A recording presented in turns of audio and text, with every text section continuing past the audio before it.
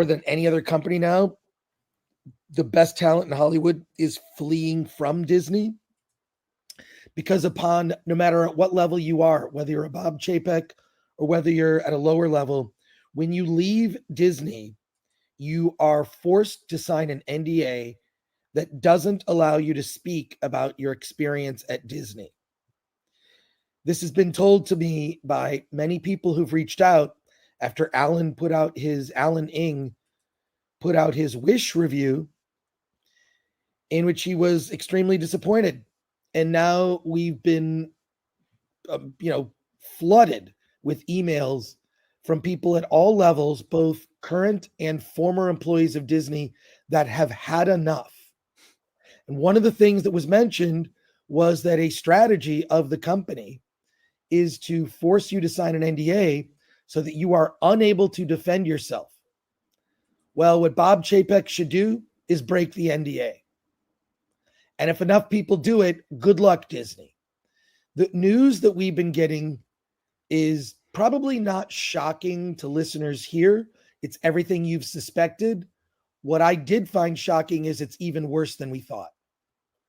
Far, far worse. Mm. The company is effectively at the lowest levels. The rot is rotten to the core. At the lowest levels and everywhere, activists that have taken over Disney. And I can't speak too specifically about a few. I can speak specifically about a couple things, and the specifics that we'll get into in a story forthcoming that'll be on filmthreat.com that Alan's working on. And it's going to have to end up being a series because there are too many angles. But one of the stories that's been repeated more than once to us, because what Disney likes to do is intimidate. They like to do Zoom calls with lawyers and HR present. I was told about a case where just a lot of it is an intimidation factor. So what was going to happen to Gina that she refused to do isn't surprising, because that is their strategy. You're set up on a Zoom call with numerous people, including someone from HR and some lawyer, who asks you, do you know why you're having this meeting? It could be about something you posted on Facebook years ago that somebody found and then reported. It is the environment there is a toxic work environment. I'll give one specific, bless you, Paul. Thank you. I'll give you one specific where people were getting ready to come back from COVID, and they're getting ready to come back, and they're going to reopen the offices. So back from working remotely to working in the office. And they had to restock the kitchen at one of the facilities. And the entire discussion turned into what types of cereal should be put in the break room, which devolved into the type of privilege you had. If your family could afford Cocoa Puffs, or you were privileged enough to have those cereals, you were a person of privilege, unless, you might have been a person who grew up eating no brand of Cheerios or cornflakes.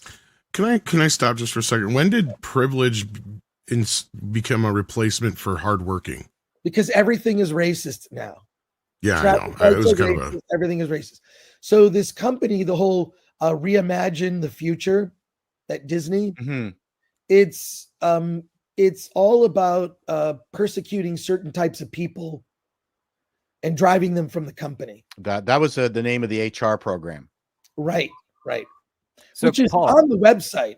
It's not anything that's like That's Reimagine Tomorrow, where Yeah. So in any case, what we've received is, because I do believe that the failure of Wish, not just financially but creatively, has hurt a lot of people. And I think they realize that what they've been doing within the company, driving out the best talent, isn't working. In particular, that talent was John Lasseter. John Lasseter at Pixar. Yes. I have a quick question. Have any of the people that have reached out to you, were they able to target the source of this change, like the year, the person, or people when it started to happen and build up, or are they only focused right now on the results? What we're doing now is putting together a timeline about all of this, but it looks around 2015, 2016, right around. Cool. Yeah, I'm not surprised. So you shouldn't be surprised by that. But Alan's working on this story. He and I received letters. I bring Alan in the loop. I don't know that anyone will be able to go on the record, but everything in the story will be verified by more than one source. Much of it is, for example, Strange World, when Strange World bombed around Thanksgiving weekend, right? There was a huge Zoom call with a lot of people, and a lot of people recorded that Zoom call. And they were pissing and moaning about why it failed, the reasons it failed, a lot of blaming the audience. Well, the same thing happened with Wish. There's no accountability at the company, which makes sense because the leader of the company is not accountable. Bob Iger. No.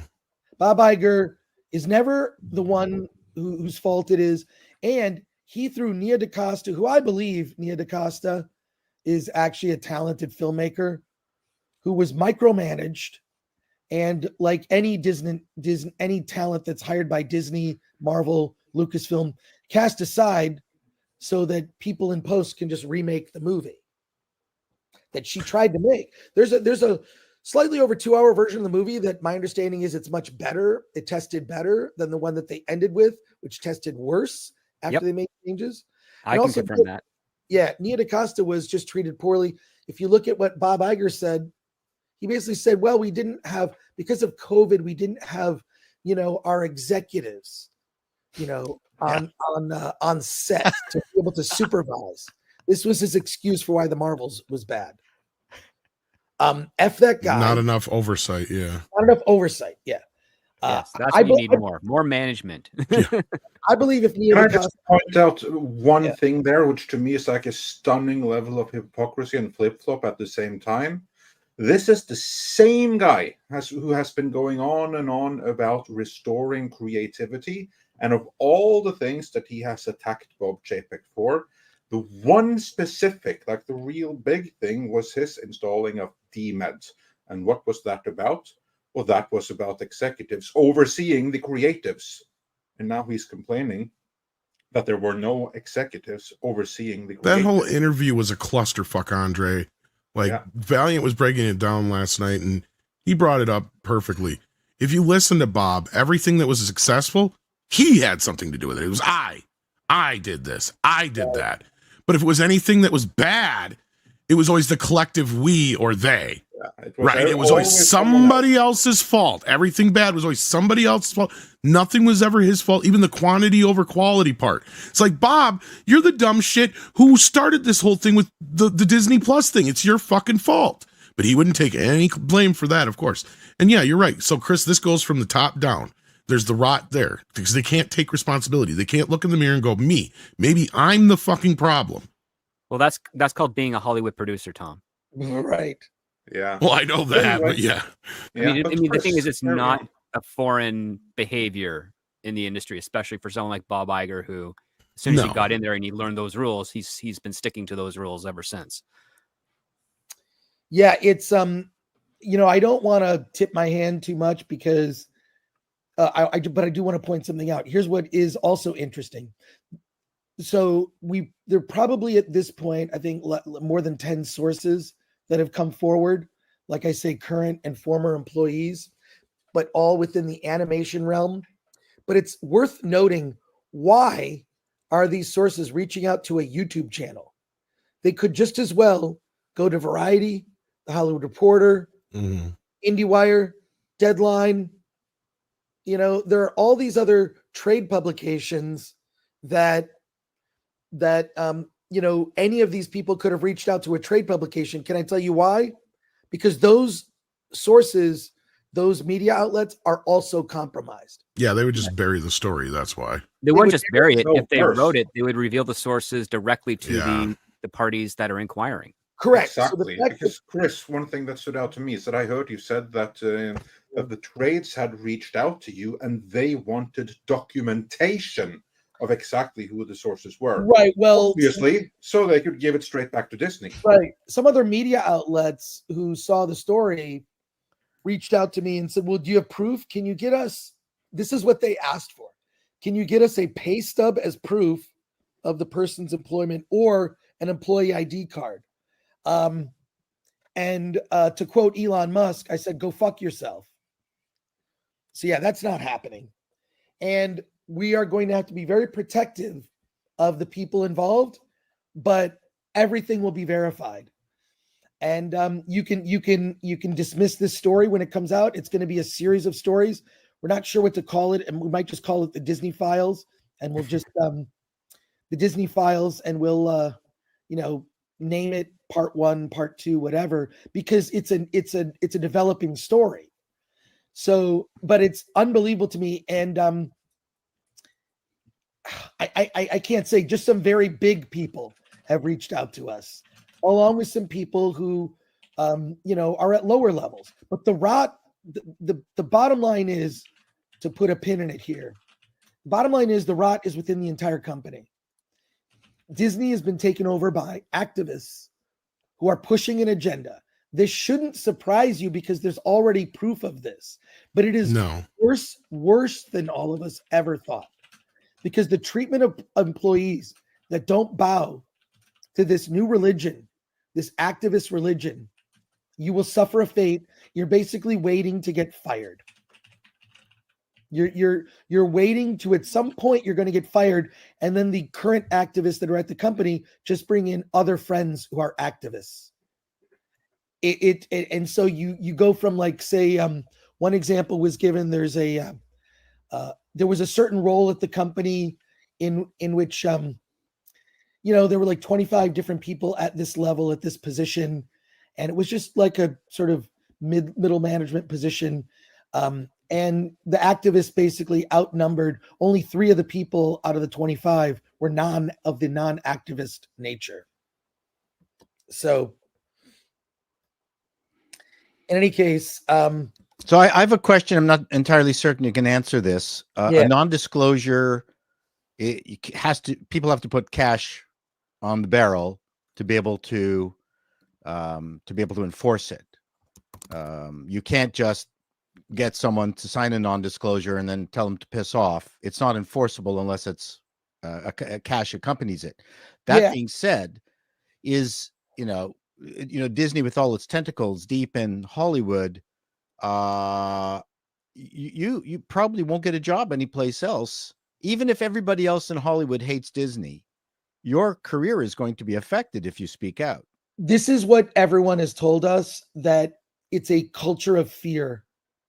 And if you speak out, I mean, a lot of these people, they'll like work at Disney, and some of it's freelance, and then they'll go and they'll work on an Illumination project. Animators are animators, right? So they'll go do other things. They'll be employable, but it's verboten to speak about your experience. But the experience has been so bad. I mean, Disney has a bad reputation for a reason. They are not creator friendly.